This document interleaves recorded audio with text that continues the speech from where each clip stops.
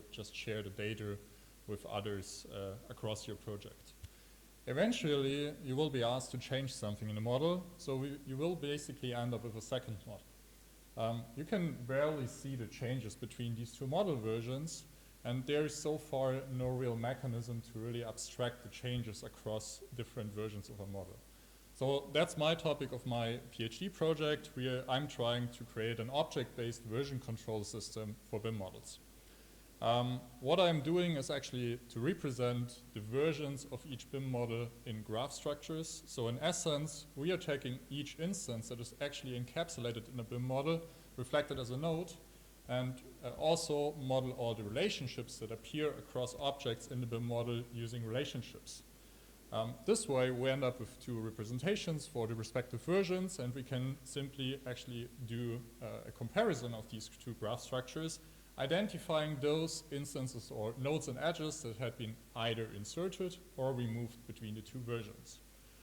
Now, having this knowledge, illustrated here in green and red, we can actually take benefit of well-established set and math here using graph grammar and graph transformation rules, actually capturing the changes inside a graph transformation rule, which is illustrated on the bottom left side.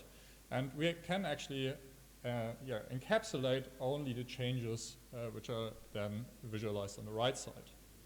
We are now moving on to the receiving side. The receiving side only knows about the initial version of a model. So we can now use the graph transformation rule the sender has actually formulated to incrementally update the model or the graph in itself on receiving side by either removing all the nodes and edges and inserting the new nodes and edges to finally come up with the new version of the BIM model with all the changes. To quickly also address possible use cases, so you could imagine to have like a baseline model or something that is already coordinated across disciplines, and now we can assume that using this incremental updates or incremental patches, there could be a discipline A that's working on that model, but there could be also another discipline B who's also doing changes on top of the same baseline model, and we can now use this incremental patches to also merge and fuse together different design decisions if we want to, but we can also have cases where we say, okay, that's actually a change that we do not want to apply to our overall design or coordination model. My name is Sebastian Esser, and I'm thankful for your attention.